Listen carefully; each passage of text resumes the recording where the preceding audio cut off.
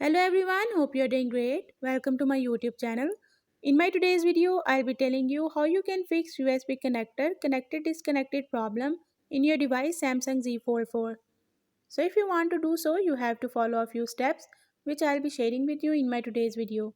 But before that, hit the red subscribe button and the bell icon to stay updated. Now watch this video and you will learn how you can fix USB connector disconnected and connected problem in your device Samsung Z Fold 4.